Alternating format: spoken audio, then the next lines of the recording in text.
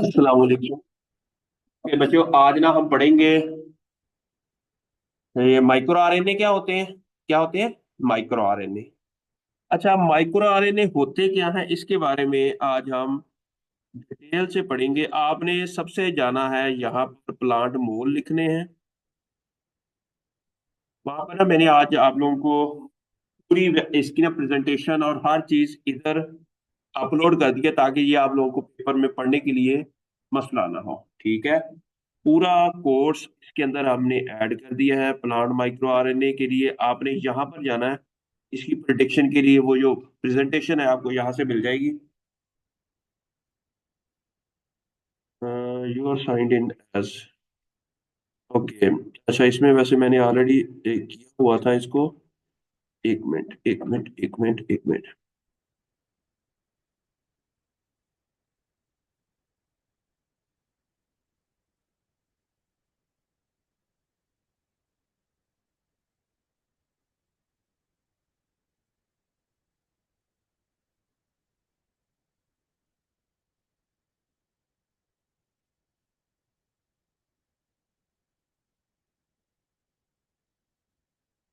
इसको क्लिक करोगे तो आपके उधर ये वेबसाइट खुल जाएगी।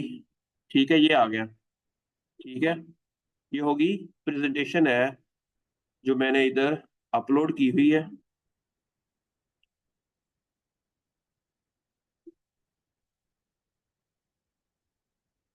यहाँ इसको आप डाउनलोड भी कर सकते हैं और यहाँ बैठ के। Okay, what are micro RNA?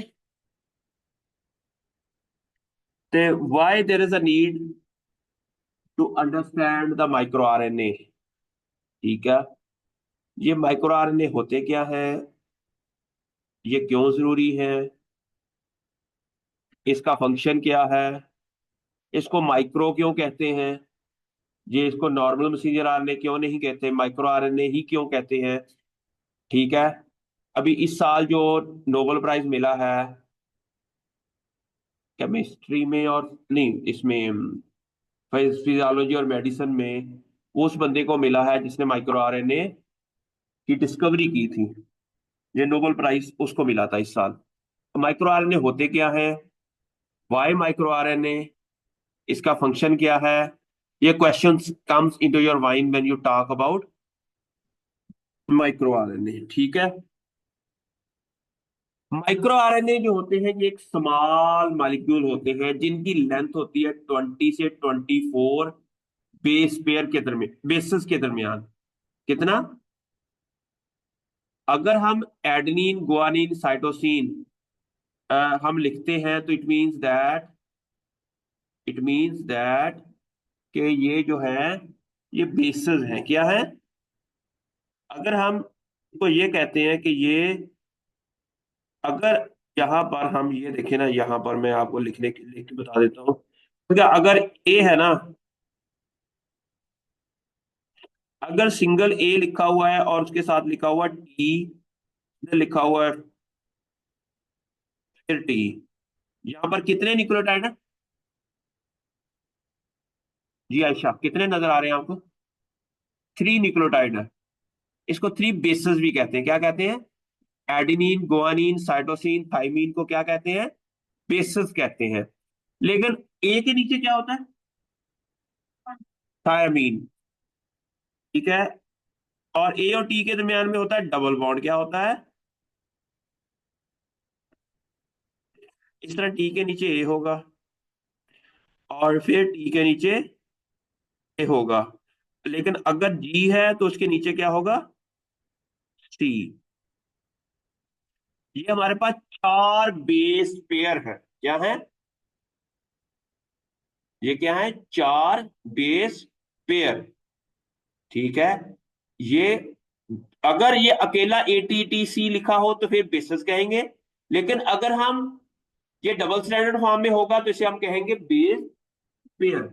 अच्छा, जो माइक्रो आरएनए होते हैं वो 20 से 24 बेसिस होता है। ये सिंगल स्टैंडर्ड फॉर्म में होते हैं।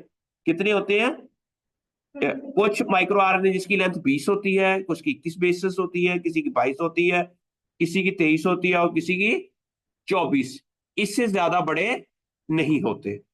इसलिए इसको हम कहते हैं माइक्रो, बड़े ही स्मॉल लेवल के ऊपर ये माइक्रो आरएनए होते हैं।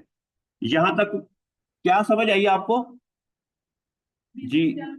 बेसिस क्या होती है, और ये जो माइक्रो आरएनए की लेंथ कितनी होती है? बहुत ही स्मॉल।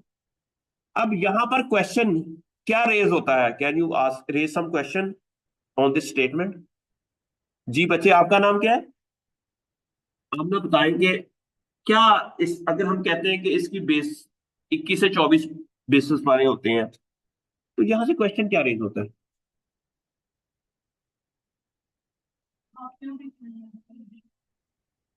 हाँ, बताएं। What are the questions that comes into your mind when you talk that there is 21 bases of the microRNA? ये इतने हैं तो इतने बनते कैसे हैं? ये कहाँ से आ जाते हैं? ठीक है, इसका पर्पस क्या है ऐसे बनने का? आप लोग यहाँ आए हैं तो आपका यहाँ आने का पर्पस क्या है? तो ये आप, ये क्वेश्चन आता है, that come into your mind. ठीक है, ये बनते कैसे हैं, बनते कैसे होंगे? पहले तो हमें बनने से पहले हमें इसका फंक्शन मालूम कर लेना चाहिए कि why they are here, why they are here. ठीक है। अब कहा जाता है कि ये जो है ना, ये जो माइक्रो आरएनए होते हैं ना, ये क्या करते हैं कि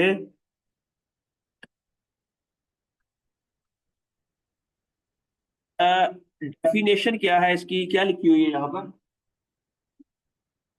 micro RNA or small RNA molecule that regulate gene expression. Regulate का मतलब क्या होगा?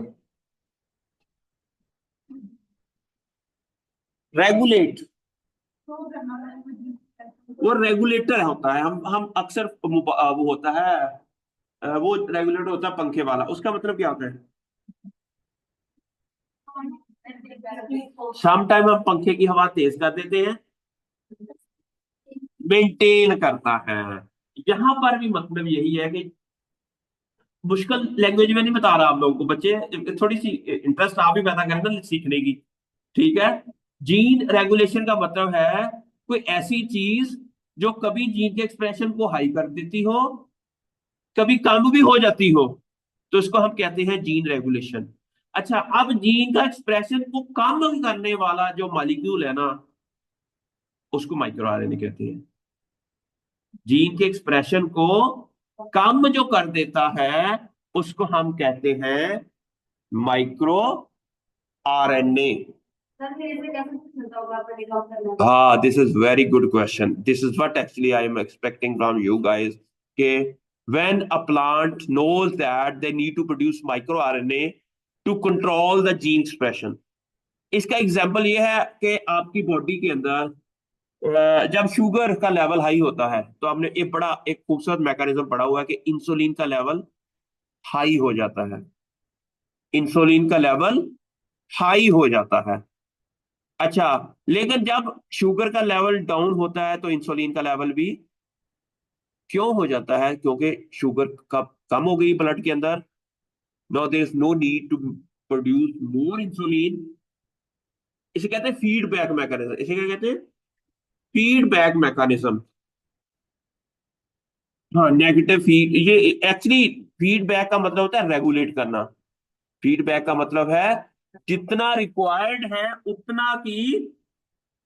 अब हम पंखे की तफसील का समटाइम कम या ज्यादा करके हम वो ऐसी जगह ले जाते हैं जहां पर हमें बॉडी को सुकून मिलता है कि हम उतनी हवा की फीड कर लेते हैं। इसी तरह ही अच्छा, इफ अगर वो, लेकिन बाद में आपका वो भाई आ जाता है, वो कहता है मैं पखा तेज ही करना, तो वो क्या करता है? तेज कर लेता है। जैसे जिसको रिक्वायर्ड है वैसे हम पंखे की स्पीड कम या ज्यादा कर लेते हैं। इसी तरह ही जो अल्लाह ताला ने हमारी बॉडी के अंदर भी एग्जैक्टली फर्ज किया, हमने पौधों को पानी देना है। अब एक बंदा जाएगा, वो खोल देगा नल, पानी,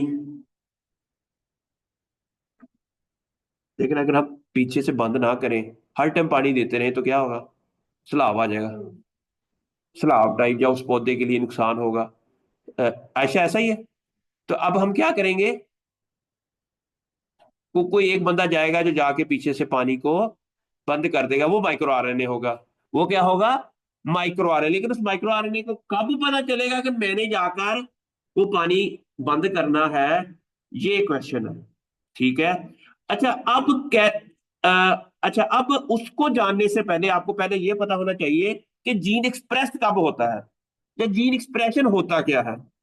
क्या होता है Aamna, what is gene expression?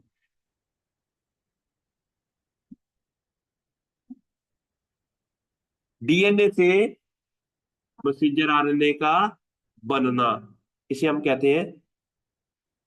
ऐसे ही बच्चे, आपका नाम आयशा। क्या है कि डीएनए से आरएनए का बनना, इसे कहते हैं जीन एक्सप्रेशन। इसे क्या कहते हैं? Gene expression. अगर जीन एक्सप्रेशन ना हो तो फिनोटाइप नहीं आएगी। वो एक स्पेसिफिक फिनोटाइप जो उसके अंदर रिक्वायर्ड है वो नहीं आएगी। यू गॉट माय पॉइंट ना? समझ आ रही है आप लोगों को? तो अब जीन का एक्सप्रेशन का मतलब क्या है? अल्लाह खैर, रोने लगी आयशा। आईज में पेन हो रही है? ओके। क्या है कि जीन की एक्सप्रेशन का मतलब क्या है? कि डीएनए से मैसेंजर आरएनए का बनना, और मैसेंजर आरएनए से प्रोटीन का बनना, that is known as gene expression. लेकिन अगर जहां पानी ज्यादा हो जाए तो हम उसको पीछे से बंद कर देंगे, या दूसरा काम ये करेंगे कि हम पानी निकालेंगे। दो काम हो सकते हैं ना। या तो हमने पहले ही नोट कर लिया, हमने पीछे से जीन एक्सप्रेशन बंद कर दिया, या अगर एक्सप्रेस हो गया लेकिन आगे हमें रिक्वायर्ड नहीं थी, अब क्या करेंगे? उसको निकालने के लिए माइक्रो आरएनए क्या करेंगे कि उसके आरएनए को डिग्रेड करना शुरू कर देंगे। आरएनए जो बना होगा उसे प्रोटीन ना बने, उसे प्रोटीन ना बने। ये माइक्रो आरएनए करता है। माइक्रो आरएनए क्या करता है? हम्म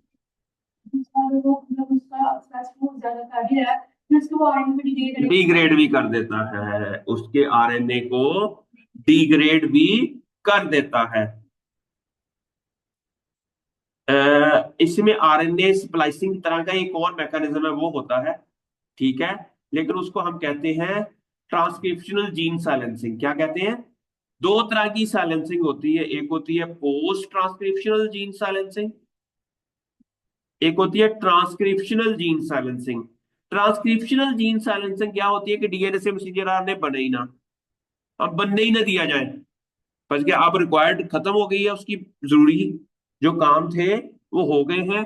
अब हम जीन के ऊपर जाकर उसका स्विच ऑफ कर दिया जाए, उसका जो स्विच है वो ऑफ कर दिया जाए, जिसका ट्रांसक्रिप्शन फैक्टर और रिप्रेसर कहते हैं।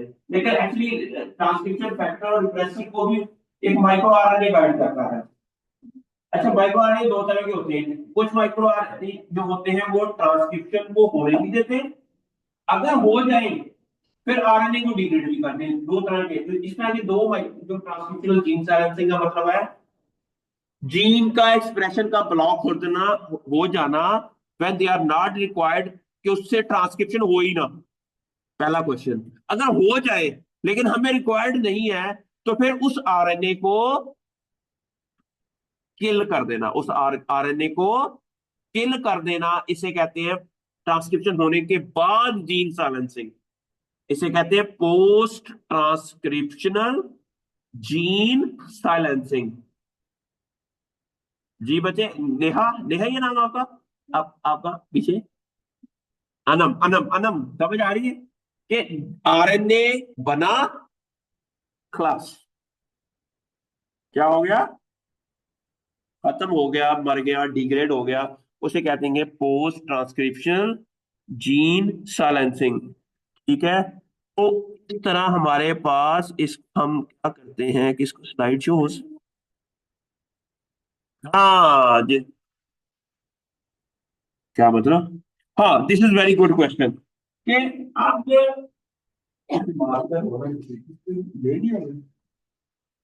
ओके। अब यहाँ पर है ना फर्क ये वाला है, यहाँ पर हम क्या करते हैं कि ये हमारे पास है, हमारे पास है ले ए ई ए ए सी सी, ये है हमारा मैसेंजर आरएनए। ये क्या है? Messenger RNA. अब क्या होगा? अब क्या होगा कि इसके अगेंस्ट अब हमने क्या करना है? ये जीन एमआरएनए बना हुआ है। अब इसको, अब मैंने कहा ना कि अगर तो वो सारे आरएनए डिग्रेड होने शुरू हो जाए, जिस तरह आपने कहा कि वो दूसरों को इफेक्ट तो नहीं करेगा, फर्ज किया अब हमें यहां पर वो जीन का एमआरएनए तो चाहिए जो प्लांट की ग्रोथ करवा रहा है, लेकिन वो जीन, एक और जीन है जो कि सेल डिवीजन करवाता है, उस टाइम अभी वो नहीं चाहिए, क्योंकि अब हमने सेल को डिवाइड नहीं करना, हमने सेल की सिर्फ ग्रोथ करवानी है। तो क्या होगा? ये जो M I R N A है ना, ये सिर्फ, ये हाईली सीक्वेंस स्पेसिफिक होते हैं, और उसके जो 21 बेस पेयर है ना, वो 100% मैच कर रहे होते हैं जिस आरएनए को डिग्रेड करना होता है। नहीं लगी समझ? पर अगर ये एसीसी है ना, एमआरएनए होगा ना, वो होगा यू, एमआरएनए यूरासिल होता है ना, यूजीजी होगा। क्या होगा? यूजीजी, और 21 बेस पेयर का होगा। कितने का होगा?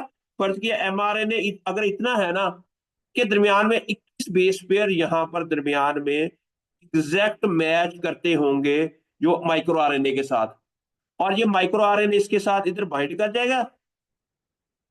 ठीक है। और फिर क्या होगा? एक आर्गोनोट, एक प्रोटीन होती है, वो इसको जाके डिग्रेड कर देती है, जहां ये जाके बाइंड करती है। इसका ना पूरा एक मैकेनिज्म है, वो अगली इसमें होगा, मुझे उम्मीद है। मैंने इसको,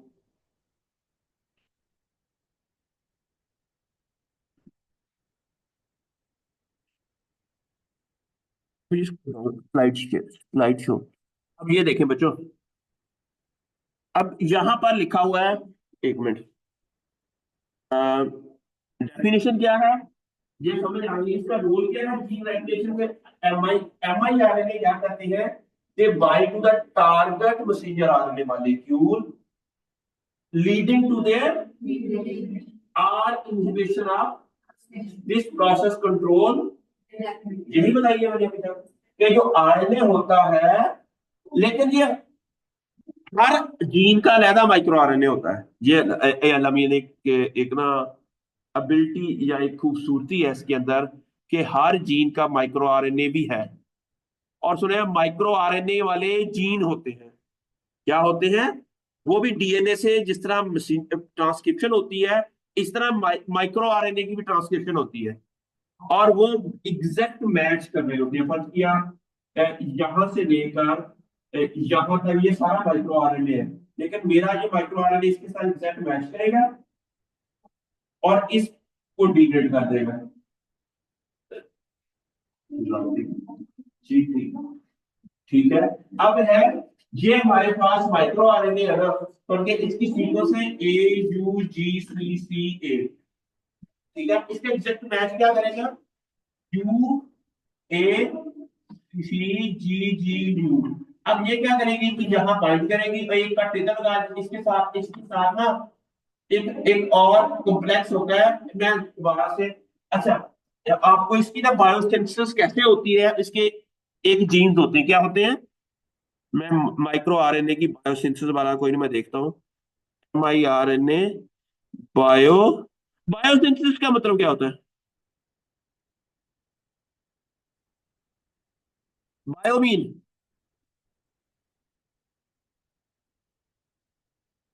लिविंग ऑर्गेनिज्म ना, लाइफ।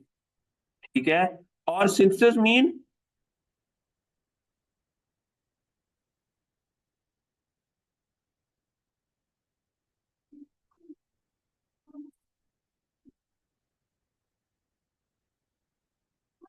अब ये देखें बच्चों, ये है M I R N A के जीन्स, यहाँ से ट्रांसक्रिप्शन हुई, pre prime M I R N A बना पहले, और ये इसकी अराउंड 200 बेस पेयर की लेंथ होती है।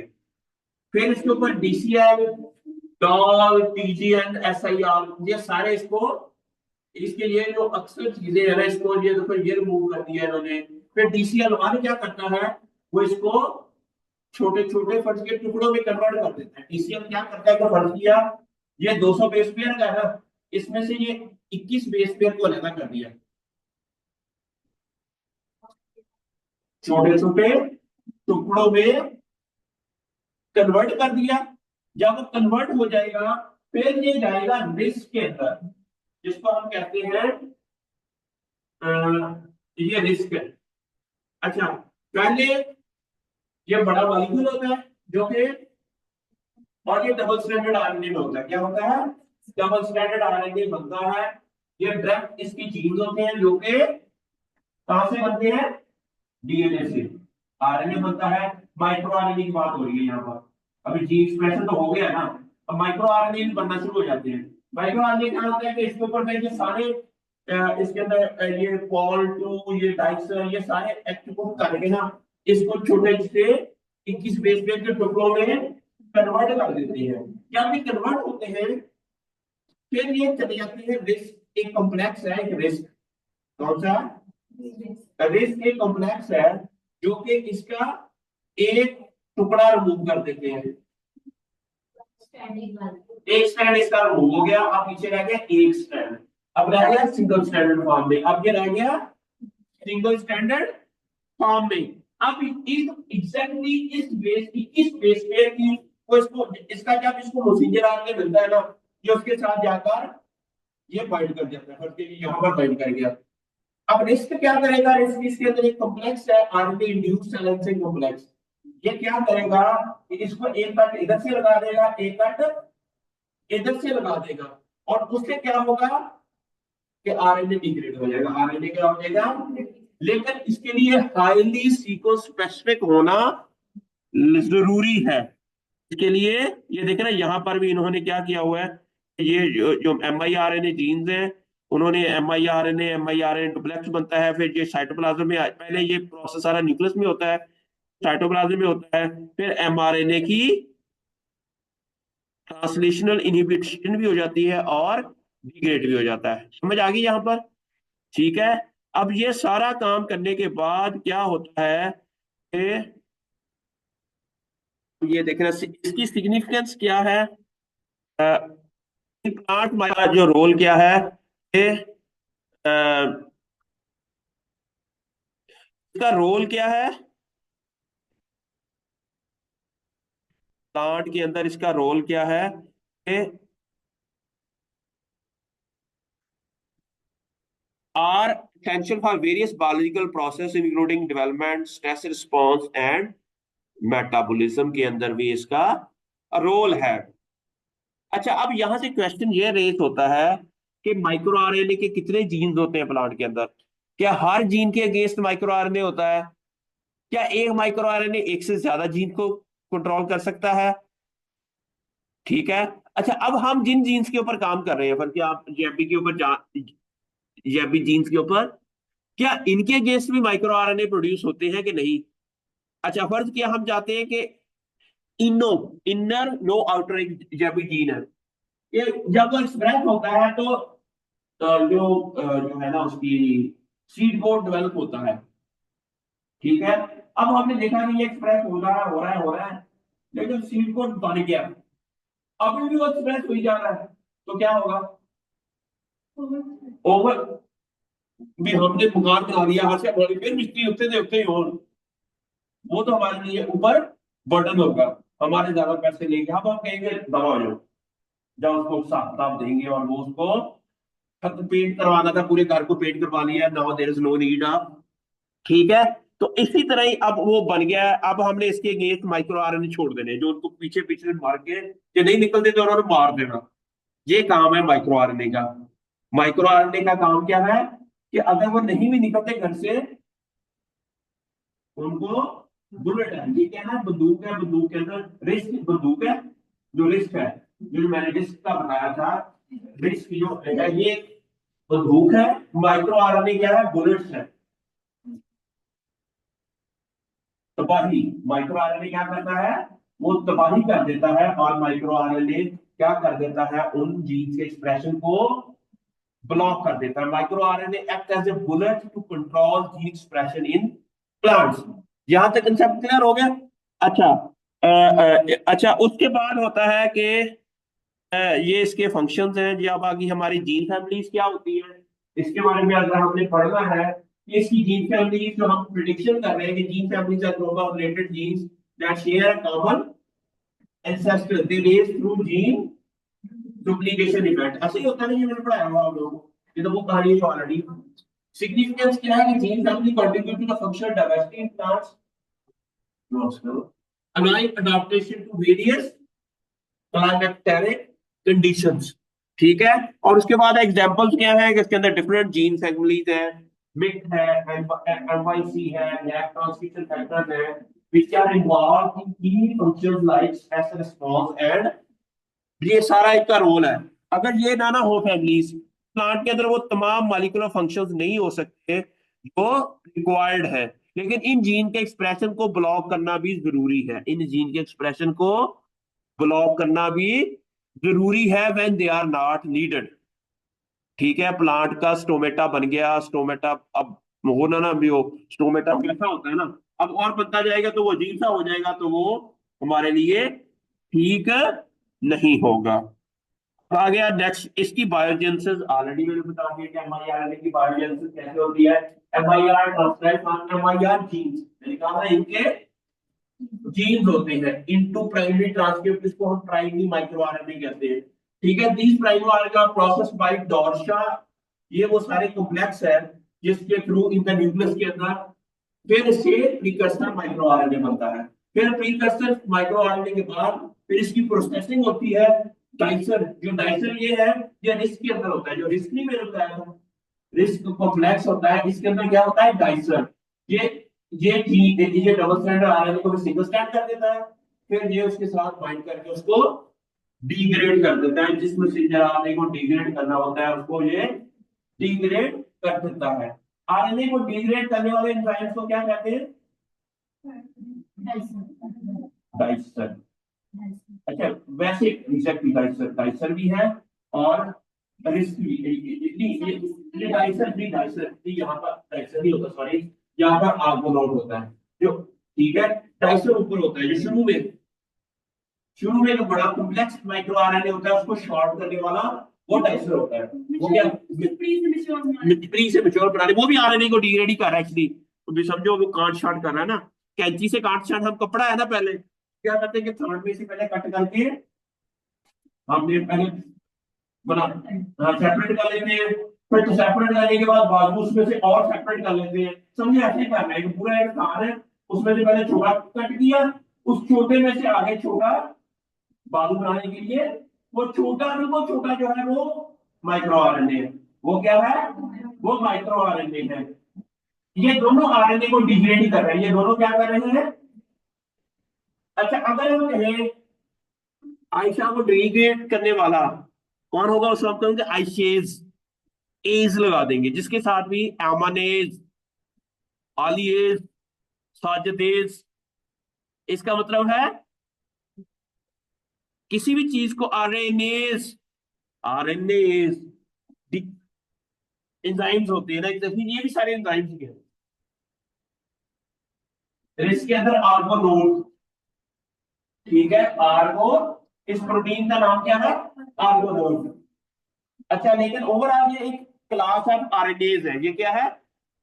आरएनएज की एक क्लास है जिसको हम आर्गोनोड कहते हैं। इस तरह डाइसर भी एक टाइप ऑफ आरएनएज है। क्या है?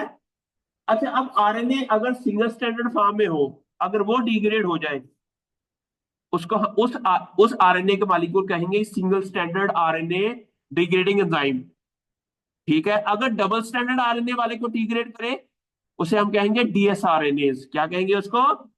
जो डाइसर है वो डीएसआरएनएज है। डाइसर क्या है? डीएसआरएनएज है। ठीक है। अच्छा, ये कहानी तो अब आपको समझ आ गई। अजीब से मैं एक क्वेश्चन करने लगा हूं, डोंट वरी अबाउट दैट। कहा जाता है कि अगर जो डैड है, डैड, जो डैड हो है, अगर डैड किसे कहते हैं? अब्बे को। ठीक है, अगर डैड टेंशन में हो तो एक माइक्रो आरएनए प्रोड्यूस होते हैं। अगर वो स्पर्म एग के साथ फर्टिलाइज करें, जब डैड टेंशन में हो, जो माइक्रो आरएनए उसके स्पर्म के अंदर प्रोड्यूस होते हैं, अगर वो स्पर्म एग के साथ फर्टिलाइज करे, they they degrade the brain development of the new born child. नहीं लगी समझ? Stress that produce micro RNA that degrade the brain of the new born baby. ठीक है, समझ आ रही है आप लोगों को? तो इसलिए ये माइक्रो आरएनए का बड़ा ही रोल है। ठीक है, तो इस साल जिसको नोबेल प्राइज मिला है, वो उसी बंदे को मिला है जिसने माइक्रो आरएनए की डिस्कवरी की थी। आप इस साल का नोबेल प्राइज देखें कि किसको मिला है, तो वो मिला है ऐसे बंदे को मिला है जिसने सबसे पहले माइक्रो आरएनए की ये डिस्कवरी, इसकी एप्लीकेशन बड़ी है। अब लोग क्या करते हैं, फर्क किया, मैंने कहा था कि ये पहले बड़ा था, इसमें से सिर्फ ये 21 बेस पेयर के माइक्रो आरएनए। अब हम क्या करेंगे, सिर्फ ये 21 बेस पेयर रिमूव करके, ये 21 बेस पेयर रिमूव करके अगर हम अपनी मर्जी के 21 बेस पेयर लगा दें, तो क्या होगा? ये नहीं समझ? बल्कि ये प्री माइक्रो आरएनए बड़ा था ना, जितना बड़ा था था, उसमें से ये वाले जो माइक्रो आरएनए ना, नेचुरली यहाँ पर ये सीक्वेंस थी।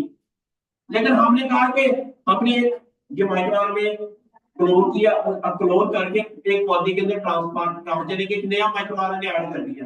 लेकिन उसके अंदर यहाँ पर जो सीक्वेंस थी ना, हमने एक ऐसी सीक्वेंस डाली जिस जीन का साइलेंस हम खुद करना चाहते हैं ज्यादा,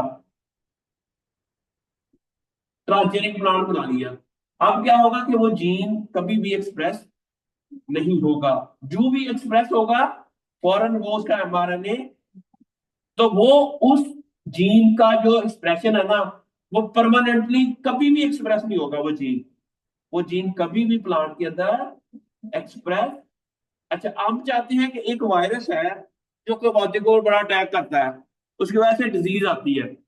हमने वायरस का मैसेंजर आरएनए का वो सीक्वेंस लिया, या डीएनए का सीक्वेंस लिया 21 बेस पेयर का, वो यहां पर क्लोन कर दिया। अब ये माइक्रो आरएनए हर टाइम एक्सप्रेस हो रहे हैं, जब भी वायरस आता है उसका मैसेंजर आरएनए डिलीवर हो जाता है। इससे क्या होगा? डिजीज से पौधा ऊपर से प्रोटीन ही बनेगी। एग्जैक्टली, ये इस तरह माइक्रो आरएनए की इतनी बड़ी डिस्कवरीज आई है दुनिया के अंदर कि इससे बहुत बड़े बड़े काम लिए गए लोगों ने। फिर इसकी फर्दर एप्लीकेशंस की, फिर कैंसर सेल्स को डिग्रेड करने के लिए, वो कैंसर सेल जो ओवर एक्सप्रेस हो जाते हैं, एक्चुअली कैंसर क्या होता है कि एक जीन है उसका ओवर एक्सप्रेशन हो जाता है, जिसकी वजह से क्या होता है कि कैंसर सेल डिवीजन होती रहती है, और वो ट्यूमर बन जाता है। क्या बन जाता है? लेकिन लोग इसके ऊपर रिसर्च कर रहे हैं कि हम माइक्रो आरएनए ऐसे बना के ना सेल के अंदर ट्रांसफर कर दें कि वो जीन जो ओवर एक्सप्रेस हुआ हुआ है वो डिग्रेड होना शुरू होता है। जब वो डिग्रेड हो जाएगा तो क्या होगा? कैंसर खत्म हो सकता है। मेरी बात की समझ आ रही है आपको? इस तरह वायरसेस को कंट्रोल किया जा सकता, किसी भी जीन के एक्सप्रेशन को कंट्रोल किया जा सकता है through this micro RNA. This मेरी भी पीएचडी आरएनए आई पे है, जीन साइलेंसिंग के ऊपर ही है, एग्जैक्टली सेम इसी टॉपिक के ऊपर। मेरे जो पीएचडी का टॉपिक है वो है आरएनए इंटरफेरेंस। आरएनए इंटरफेरेंस का मतलब है आरएनए को काम नहीं करने देना। आरएनए इंटरफेरेंस का मतलब क्या है? मेरा जो पीएचडी का टॉपिक है वो है RNA interference based resistance against chilli leaf curl disease complex, chilli leaf curl virus. कि उसको वायरस को पौधे को अंदर मैंने ऐसे ही ये ट्रांसजेनिक प्लांट बना के ऐसे चिली और टोबैको के ट्रांसजेनिक प्लांट बनाए थे, जिससे जब वायरस का जब मैं अटैक करवाता था तो वायरस की वजह से डिजीज की सिम्टम की सिविरिटी के अंदर कमी हो जाती थी। ठीक है, this is the discovery of I did during my PhD research. ठीक है, समझ आ रही है आप लोगों को? दिस इज वेरी सिंपल कि आप लोग इसके ऊपर काम करें तो यू कैन डू रेवोल्यूशन। आप इसको आरएनएआई थेरापी, आजकल माइक्रो आरएनए थेरापीज, आपने चाहते हैं कि मेरा एक ऐसा जीन है जब वो एक्सप्रेस होता है ना, तो मेरे ना ਇੱਥੇ ਡਾਰਕ ਸਪॉट बन जाते हैं। मैं चाहती हूँ कि वो जीन बने ही ना, एक्सप्रेस ही ना होए। मैं क्रीम के अंदर माइक्रो आरएनए ऐड कर दूं और लगाऊं तो वो जीन जो है जिसने डार्क स्पॉट पैदा करने थे। अच्छा अच्छा, इसके ऊपर आज दो चीजों पे काम हो रहा है। एक है कि इसको बायोसिंथेसिस कैसे की जाए, तो इसकी डिलीवरी कैसे की जाए, क्रीमों के थ्रू, जब कैप्सूल के थ्रू, क्या ऐसा किया जाए कि ये जो माइक्रो आरएनए है ना, क्योंकि माइक्रो आरएनए बड़े स्मॉल होते हैं, इसके डिग्रेड होने के चांसेस बहुत ज्यादा होते हैं, ऑफ टारगेट हो सकते हैं, ये इसका और भी चांसेस है ना, कहीं ये ऑफ टारगेट ना हो जाए, आपकी जीन के खूबसूरती वाले जीन भी तबाह कर देवे। There is need to study more and more on that subject so that we can commercialize। हम पहले क्या करते हैं, माइक्रो आरएनए के सेल्स के अंदर वो करते हैं, उसको डिग्रेड करते हैं, उसको पूरे को जीन को सीक्वेंस करवाते हैं, उसका आरएनए सीक्वेंस एनालिसिस करते हैं कि कहीं इसने कहीं और जीन के एक्सप्रेशन को तो नहीं ब्लॉक कर दिया, जो ऐसा जीन जो हमें चाहिए था, ऑफ टारगेट ना हो जाए। लेकिन मैंने कहा ना कि ये नॉर्मली तो ये सिर्फ टारगेट जीन को ही जाकर अटैक करता है। या ये कहानी समझ आ रही है आपको? What is a micro RNA and why it is important?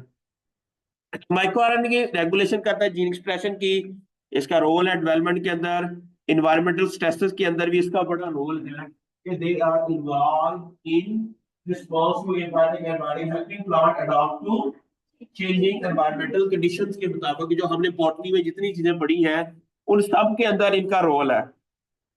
लेकिन आपने उसको जरा और तरीके से पढ़ा था, मैं भी आपको समझो प्लांट बॉटनी ही पढ़ा रहा हूँ, प्लांट बायोलॉजी पढ़ा रहा हूँ, लेकिन वो तरीका थोड़ा सा डिफरेंट है कि वो माइक्रो लेवल के ऊपर क्या हो रहा है वहां पर ना। इस तरह माइक्रो आरएनए की डिस्कवरी टेक्निक्स कैसे हुई कि स्मॉल आरएनए प्रोसेसिंग लोगों ने की। जब आरएनए से हम कर रहे थे, सीक्वेंसिंग कर रहे थे, उस दौरान को कुछ छोटे छोटे माइक्रो आरएनए मिले लोगों को, या लोगों का ये है नहीं है, वो लोग गलती से हो गए। मुझे बाद में पता चला कि दे आर वेरी इंपॉर्टेंट। कैसे डिस्कवरी हो सकती है कि ये भी हर बार उसी तरह की माइक्रो आरएनए आ जाना, इट इज नॉट अ जो ऐसे ही है कि सीक्वेंसिंग के दौरान गलती हुई है, ये वाकई ये एग्जिस्ट कर रहे हैं, इस तरह करके ये डिस्कवरी हो गई। ठीक है, so high throughput sequencing no like RNA sequencing, जो मैंने पिछले में पढ़ाया था कि आरएनए सीक्वेंसिंग क्या होते हैं, हम आरएनए एक्सप्रेस करते हैं, उसको डीएनए में कन्वर्ट करके उसकी सीक्वेंसिंग करवा देते हैं। enable identification and quantification of microRNA across different plant species। फिर हमने इस तरह माइक्रो आरएनए भी एक प्रोडक्ट टूल होता था, profiling allowed the known micro RNA providing side in expression under various conditions. फिर computational algorithm assist in predicting, ये अब हमने काम करना है बायोइन्फॉर्मेटिक्स के थ्रू। ये काम अब आप लोगों ने करना है कि कैसे ऑलरेडी जो लोगों ने आइडेंटिफाई किए हुए हैं माइक्रो आरएनए, वो हमारा डेटाबेस से डेटाबेस लेंगे और अपने जीन के साथ उनको अलाइन करेंगे, जैसे हम उसके लिए करते हैं, किसके लिए, कॉलेज ट्री बनाने से पहले अलाइनमेंट करते हैं ना। फर्ज किया साजिद अली ने, साजिद रहमान, साजिद खान ने ये काम किया कि एक एक्सपेरिमेंट किया कि पौधे को फीड स्ट्रेस दी, फिर उनमें देखे कि कौन कौन से माइक्रो आरएनए जीन कौन कौन से एक्सप्रेस हो रहे हैं और कौन कौन से उसके माइक्रो आरएनए। फर्ज किया, हमने देखा कि एक जीन है 0R, फिर 25 उसको हमने ग्राफ बनाया 0R, ठीक है, फिर आ गया ये जब एक्सप्रेशन हो गया जीन का, पर दिया 1 2 0R 4R 8R 16R 32R। हमने देखा कि एक जीन का जो एक्सप्रेशन था ना वो बढ़ी जा रहा था, 16 आवर्स के बाद ये कम हो गया। अब ऐसा क्या हुआ कि 10 घंटे के बाद कि उसका एक्सप्रेशन चेंज हुआ। हमने देखा कि इसी के अगेंस्ट कुछ माइक्रो आरएनए थे, जब हमने देखा यहां से लेकर यहां तक वो माइक्रो आरएनए का लेवल 0 था, लेकिन यूं ही 10वां आवर स्टार्ट हुआ, उसके माइक्रो आरएनए का जो लेवल है वो सिग्निफिकेंटली इंक्रीज कर गया। इट मीन जब वो सिग्निफिकेंटली इंक्रीज कर गया, इट मीन उसने इस जीन के एक्सप्रेशन को, ऐसा हो सकता है ना अगर ऐसा हो, फर्ज किया अगर ऐसा हो, तो क्या होगा? इट मींस आपके जो जेबी जीन्स है, हमने देखा कि एक ऐसा एक्सपेरिमेंट है जिसके अंदर हमें लगा कि आपके जेबी जीन का एक्सप्रेशन राइटनिंग के बाद 2 दिन के बाद 10 दिन के बाद तक एक्सप्रेस हो रहा है, लेकिन जब 15वां दिन आया तो जीन का एक्सप्रेशन कम होना शुरू हो गया। अब ऐसा क्यों हुआ है? क्वेश्चन ये होता है कि राइटनिंग के दौरान ये जीन का जो एक्सप्रेशन है वो कम क्यों हो गया? देयर इज अ पॉसिबिलिटी कि वहां पर उसके अगेंस्ट माइक्रो आरएनए एक्सप्रेस हुए हों, मेंटेन रखने के लिए उसको ज़ाहरा प्लांट के अंदर यही वो मेंटेन रखने के लिए। समटाइम ऐसा होता है कि माइक्रो आरएनए के भी उसको जितनी पौधे को रिक्वायर्ड होती है ना, जिसका एक ये एक पूरा टीम वर्क होता है। क्या होता है? टीम वर्क होता है। एक जीन इन्वॉल्व नहीं होता, वो सारा जब पौधा खुश होता है, पौधा अच्छा काम कर रहा होता है, तो वो सारी प्रोटीन्स अगर अपना अपना काम कर रही है तो डेफिनेटली वो एक मेंटेन रहेगा लेवल ना। ठीक है, उस ये अलामिया ने देखा ना कि कैसा कंट्रोल्ड पाथवे बनाया हुआ है सारे का सारा ना। एक अकल होता है, एक जाहल होता है, इसमें फर्क क्या होता है? अक्सर लफ्ज लिखा जाता है पढ़ा लिखा जहाल। अनपढ़ जहाल कभी सुना है हमने? पढ़ने लिखने के बाद भी शो में उसे वो अकल जो उसे कहते हैं अकल और जहल। जिसको पता हो लेकिन वो अमल ना करे उसे हम जहाल कहते हैं। जिसको नहीं पता उसको जहाल नहीं कह सकते। जहाल वो होगा पता है और वो काम। अकल और जहल, अकल का मतलब है जो अच्छे काम करता है, पढ़ा लिखा है, उसको नॉलेज पता है और वो काम भी अच्छे कर रहा है, उसे हम कहेंगे अकल। जहाल किसे कहेंगे? जो प्रेजेंटेशन असाइनमेंट नहीं जमा कराता। Sorry, just kidding. तो जो वो जो पढ़ा लिखे उसको पता है कि ये हमारा आ गया है, और वो सारी कहानी बड़ी चीजें सिंपल है। आप एक एक लफ्ज। अच्छा मैम, बड़ी एक और बड़ी अच्छी चीज समझ आई कि मालदार और गनी में क्या फर्क होता अगर ये वाले जो पास हो फिर वो आगे बढ़ है? आगे देता भी है। माशाल्लाह ये बंदा बड़ा गनी है। ठीक है, नॉलेज दे रहा, नॉलेज का देना भी बड़ी दौलत है। ठीक है, तो समझ आ रही है आप लोगों को? ये लफ्ज है ना जो ये जो इस्लामियात में या हमारे रोजमर्रा जिंदगी में ये लफ्ज है ना, इनके लफ्जी तर्ज में पहले आप सीख लेंगे ना तो आपको बड़ी समझ आ जाएगी जिंदगी कैसे जानी है। एक बंदा गनी क्यों है, एक बंदा अकल क्यों है, जाल क्यों है। ये बड़ी सादी चीजें हैं, बड़ी आसानी से इसको उर्दू आपकी अच्छी आनी चाहिए। इट मीन आपको उर्दू के जो जो लफ्ज है ना, इनके तर्जमे और अच्छे तरीके से अगर इसीलिए पढ़ाई जाती है आप लोगों को कि आपकी जिंदगी में अच्छी चीजें आ जाए। ठीक हो गया? अब हम कौन से ऐसे बायोइनफॉर्मेटिक टूल है? अच्छा, अब हम ये कहाँ से मिलेंगे? पहला क्वेश्चन ये है कि ये जो डाटा कहाँ से मिलेगा, और उनको फिर डाटा तो मिल गया, हम कैसे प्रिडिक्ट करेंगे कि मेरी जीन के बेस माइक्रो आरएनए प्रेजेंट है या नहीं है? अच्छा, फिर हम उसको लिखेंगे कैसे? आपने माइक्रो आरएनए देखे, जीन एक्सप्रेशन देखा, दोनों का कंपैरिजन, आपने दो ग्राफ इकट्ठे इकट्ठे बना लिए। आपने दोनों का डाटा दिया डिफरेंट टाइम मार्क्स के बाद और डिफरेंट इसी दौरान आपने माइक्रो आरएनए का डाटा बना लिया। आपने देखा कि ये एक ग्रीन तरह का, पर क्या दो एक इसी के अंदर हमने दोनों के ग्राफ बना लिए। एक एक ग्राफ के मुताबिक ये आ रहा है, ठीक है, और दूसरे के अंदर ये हो रहा है। ये माइक्रो आरएनए का लेवल है और ये उसी के जीन के एक्सप्रेशन का लेवल है। समझ आ रही है आपको? इससे क्या होगा कि हमें ज्यादा हो जाएगा कि हमारा माइक्रो आरएनए कब ज्यादा एक्सप्रेस हो रहा है।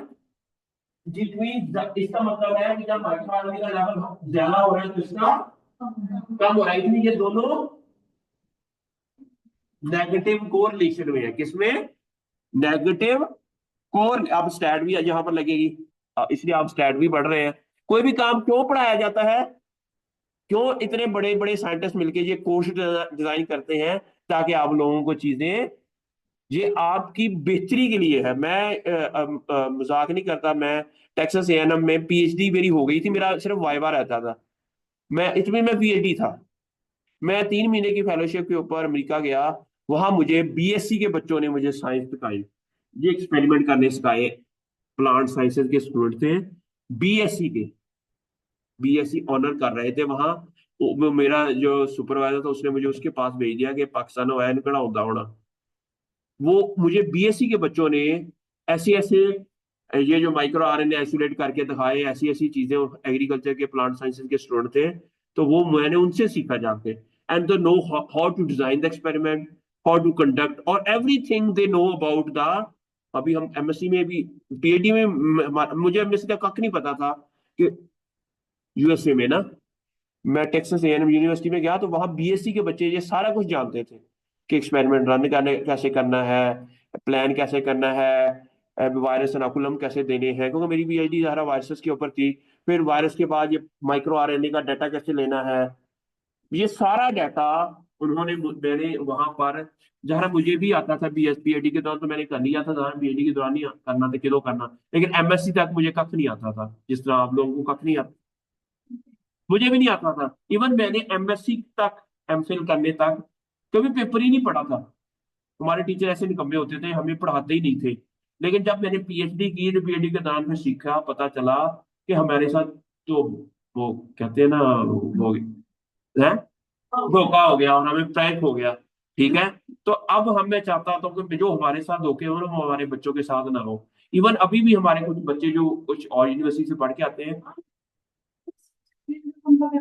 पब्लिश नहीं हुए, और वो कहते हैं यार जब एमएससी में मेरे आए हैं बाहर की तो किसी यूनिवर्सिटी से स्टूडेंट, मैं सारा सोचता तो आज लफ्ज ही कौन सुने हैं, और हमारे पढ़ाते नहीं है। वो कहते हैं ठीक है यार, बस ठीक है यार, कोर्स पढ़ाते हैं, क्लास पढ़ाते हैं, हमें आता है नहीं आता, बगैर कुछ करवाए करवाए हम पेपर दे के चले जाते हैं। इसलिए तो स्किल्स नहीं आ रही ना बच्चों के अंदर, नीयत नहीं है। आपकी नीयत अच्छी होनी चाहिए। अगर यू थिंक दैट मैं ये, मुझे आप देखो ना, आप लोगों में से काफी बच्चे सीख गए हैं और आप भी सीख जाएंगे। ये वो मेरी था कॉन्फिडेंस कि मैं आने आप लोगों को, और आप बच्चों का इंटरेस्ट जो दे रहे हैं ना मुझे, दैट्स रियली ग्रेट। मुझे बड़ा मजा आ रहा है कि आप लोग ना बड़े इंटरेस्ट से आप काम कर रहे हैं।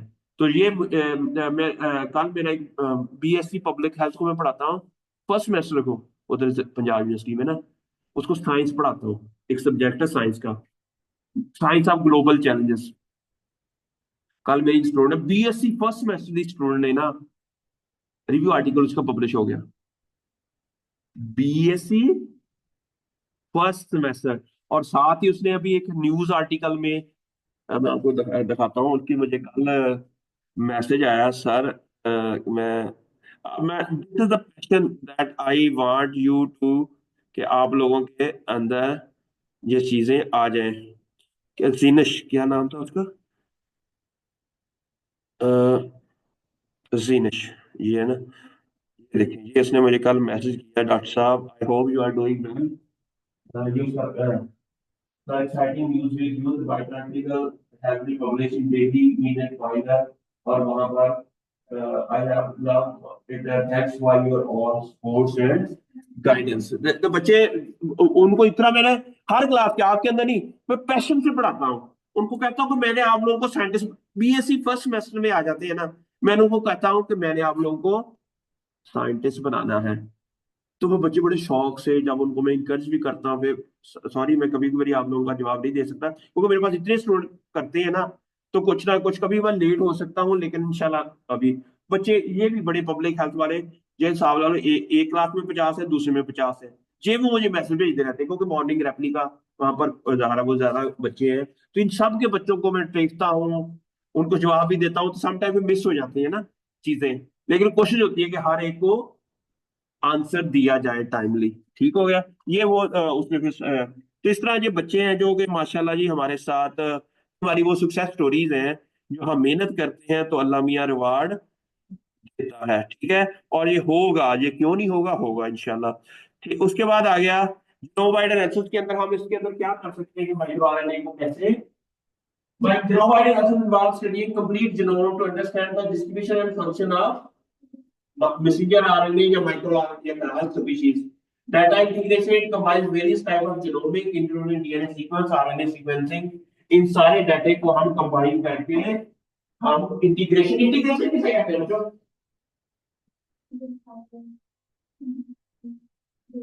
जिसका साजिद बाहर से आ गई, यहाँ पे इंटीग्रेट हो गया, यहाँ पे रास्ता हिस्सा बन गया, इसे कहते हैं इंटीग्रेशन।